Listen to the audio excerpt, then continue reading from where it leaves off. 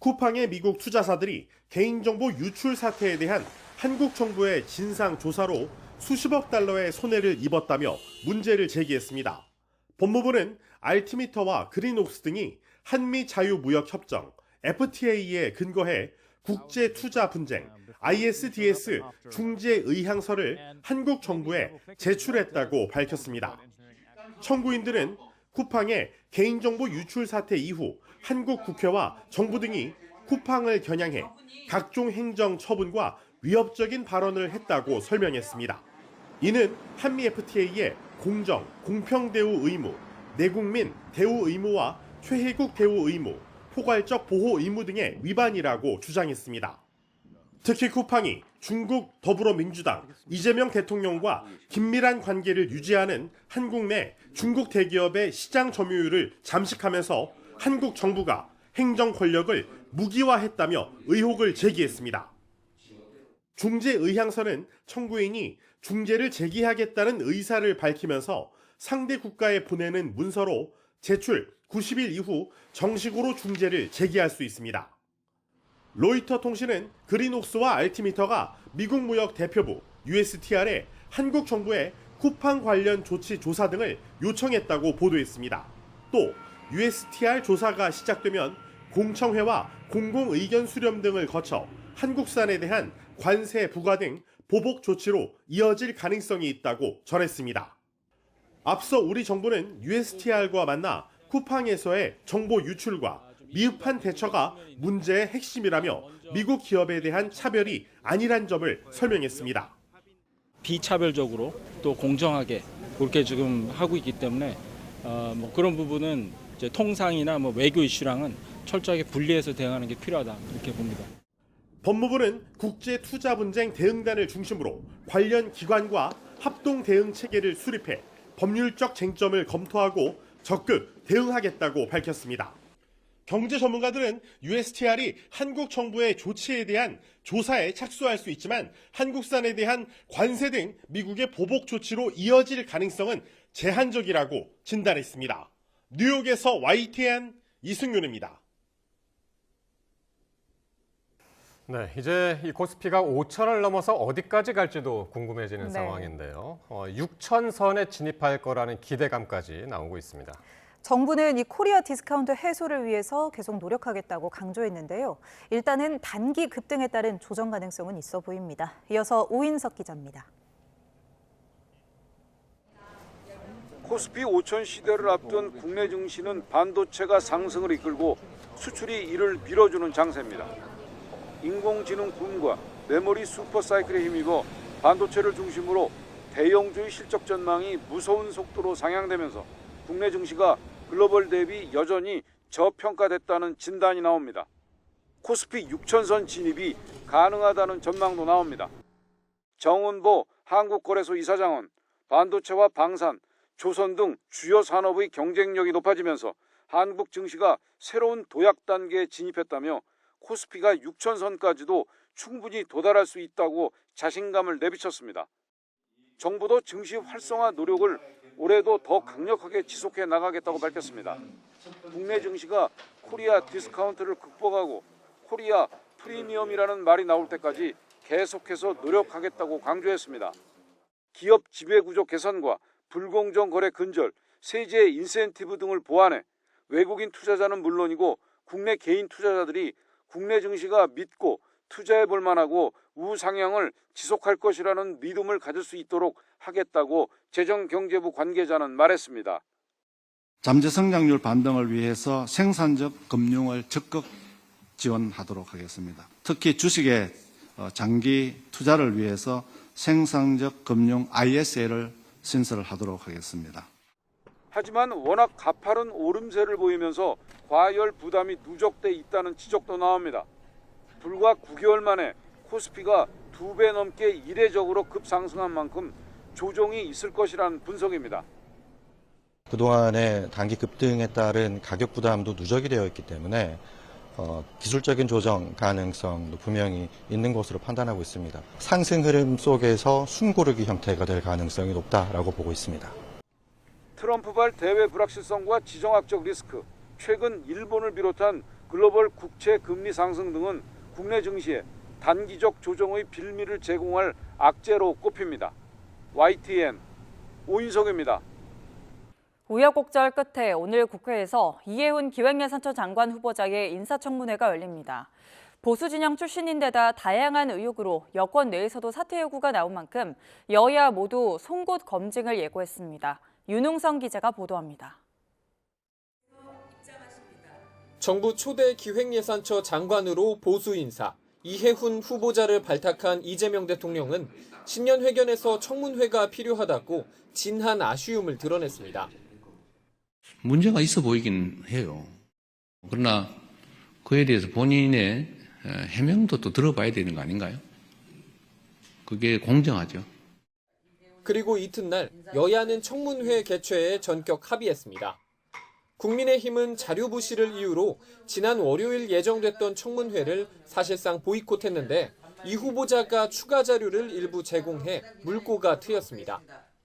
재정경제기획위원회 야당 간사인 박수영 의원은 자료는 여전히 부실하지만 청문회에서 후보자의 부도덕성을 알리겠다고 강조했습니다. 국정 발목 잡기로 비춰서 좋을 게 없고 야당의 무대에서 후보자의 의혹을 낱낱이 파헤치겠다는 판단을 내린 겁니다. 앞서 적나라하게 공개된 보좌진 폭언, 갑질 논란을 비롯해 도대체 얼마나 더 얘기를 해야 네 머리에는 그게 이해가 되니? 너 뭐 IQ 한 달이야? 야! 아들의 병역과 취업 과정에 특혜가 있었다는 이른바 엄마 찬스가 도마 위에 오를 예정입니다. 여기에 허위로 청약 가점을 높여 초고가 아파트에 당첨됐다는 위장 미혼 의혹, 영종도 땅 투기 논란 등 나라 곳간지기 역할을 맡기기에 적절한지 야권은 난타전을 벼르고 있습니다. 부정적인 여론에 일부 의혹은 수사까지 제기된 상황이라 민주당도 마냥 엄호할 생각은 없습니다. 이해훈 후보자는 의혹이 과장돼 있다며 해명할 기회를 달라고 거듭 요청해왔습니다. 청와대도 모든 가능성을 열어놓은 상황에서 검증 문턱을 넘는 건 오롯이 자신의 몫이 될 수밖에 없습니다. YTN 윤웅성입니다. 캄보디아에서 우리 국민을 상대로 범죄를 저지른 한국 국적 피의자들이 오늘 국내로 송환됩니다. 모두 73명, 역대 최대 규모인데 이재명 대통령은 악질적인 초국가 범죄를 끝까지 추적해 뿌리를 뽑겠다고 강조했습니다. 홍민기 기자입니다. 청와대 참모진 회의를 주재한 이재명 대통령. 초국가 범죄가 외교 분쟁까지도 불러오는 악질적인 범죄라며 엄단 의지를 밝혔습니다. 국민의 안전을 위협하고 민생을 파괴하는 초국가 범죄를 국내외를 불문하고 반드시 처벌된다는 점을 확실히 보여줄 수 있게 조치해 주시기 바랍니다. 청와대도 브리핑을 열고 이 대통령 지시로 지난해 출범한 초국가 범죄 특별대응 TF가 한국 국적 피의자 73명을 송환한다고 밝혔습니다. 지난해 10월 첫 강제 송환된 피의자 64명보다 많은 역대 최대 규모입니다. 코리아 전담반, 국정원, 현지 경찰 등 수사팀이 장기간에 걸친 추적 끝에 거둔 성과입니다. 이들의 범죄로 피해를 본 국민은 800여 명, 피해 금액은 486억 원에 달하는데 이 가운데엔 연애를 빙자한 사기로 모두 120억 원을 뜯어낸 부부 사기단도 포함됐습니다. 총책인 남편 강모 씨는 아내와 함께 성형수술로 외모를 고치며 도피한 끝에 지난해 첫 송환 명단에는 빠져 있었습니다. 그래서 가고 싶어도 갈 수 있는 상황이죠. 아니기도 하고요. 제가 일단은 제 와이프와도 만나서 얘기를 해보고. 이 밖에 미성년자 대상 성범죄를 저지르고 캄보디아로 도주하거나 투자 전문가로 속여 사회초년생 등에게 100억 원대 사기를 친 피의자들도 현지에서 모두 검거됐습니다. 이들은 정부가 마련한 전용기에 탑승하는 즉시 체포돼 오늘 오전 인천국제공항에 도착할 예정입니다. 경찰 등 수사기관은 이들을 상대로 정확한 범행 사실과 공범 여부 등을 강도 높게 수사할 방침입니다. 청와대는 열흘 전에도 캄보디아 내 성착취 사기 조직원 20여 명 검거 사실을 직접 발표하는 등 초고가 범죄에 엄정 대응하겠다는 의지를 거듭 강조하고 있습니다. YTN 홍민기입니다. 지난해 6월 YTN이 보도한 전국 학력평가 정답 사전 유출과 관련해서 경찰이 현직 교사 등 40여 명을 적발해 검찰로 송치했습니다. 경찰 조사 결과 지난 2019년부터 6년 동안 치러진 13번의 수능 모의평가 모두 문제가 유출된 것으로 확인됐습니다. 유서현 기자입니다. 수백 명이 모인 SNS 오픈 채팅방에 2026년도 6월 평가원 수학영역 시험지 파일이 공유됩니다. 파일이 올라온 시각은 오전 10시 56분쯤 학생들이 아직 한창 시험을 치고 있을 시간입니다. 2,600여 명이 모인 또 다른 단톡방에서도 비슷한 파일이 공유됐는데 이 파일 안에는 시험이 채 시작도 되지 않은 영어 영역 정답이 포함되어 있기도 했습니다. 지난해 6월 YTN 단독 보도 이후 경찰은 수사에 착수했고 7개월여에 걸친 수사 끝에 현직 고등학교 교사와 대형학원 강사 등 모두 46명을 송치했습니다. 이들은 2019년 6월부터 지난해 6월까지 흔히 6평, 9평으로 불리는 수능 모의평가 문제지를 시험 종료 전에 미리 빼내 공유한 혐의를 받습니다.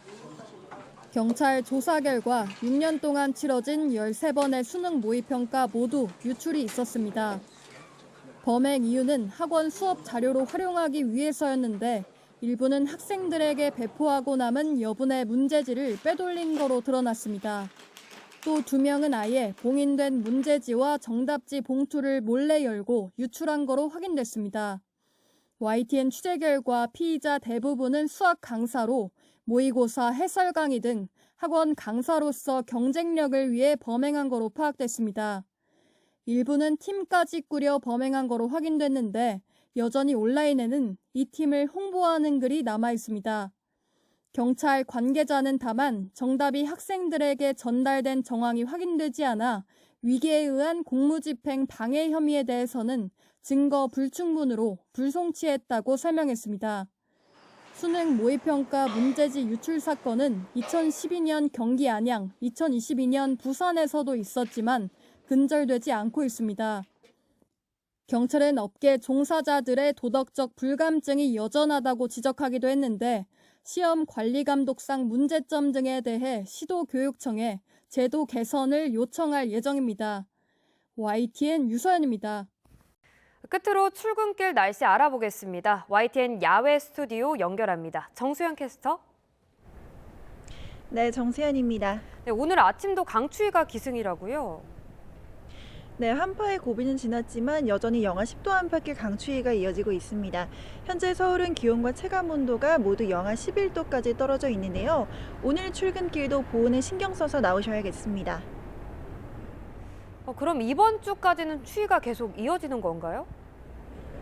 네, 주말까지 영하 10도 안팎의 강추위는 이어지겠습니다. 다음 주에도 예년보다 추운 날씨가 이어질 걸로 예상돼서 당분간 감기 등 호흡기 질환에 걸리지 않도록 각별히 유의하셔야겠습니다. 현재 전국 대부분 지역에 한파특보가 내려져 있습니다. 특히 경기 북동부와 강원 영서 등 곳곳으로는 한파경보가 발효 중입니다. 자세한 지역별 현재 기온 보시면 서울이 영하 10.9도, 세종 영하 10.3도, 대전 영하 9.7도 등 중부는 영하 10도 안팎까지 떨어져 있고요. 남부지방도 영하 5도 안팎을 보이고 있습니다. 낮에는 어제보다 기온이 오르겠습니다. 서울 영하 1도, 대전과 안동 2도가 예상됩니다. 현재 고창과 한평에는 대설주의보가 내려진 가운데 호남 서부를 중심으로 눈이 이어지고 있습니다. 낮에는 잠시 소강 상태를 보이겠지만 내일까지 호남 서해안에 2에서 7cm, 제주 산간에 최고 5cm의 눈이 더 오겠고 오늘 밤부터는 서울 등 내륙 지역에도 눈이 조금 내리겠습니다. 빙판길 사고에 대비하셔야겠습니다. 동쪽 지역은 대기가 무척 건조한 가운데 바람도 강하게 불고 있습니다. 강원과 경북 일부 지역으로는 건조특보가 확대 강화된 가운데 화재 예방에도 각별한 주의가 필요하겠습니다. 지금까지 YTN 정수현입니다.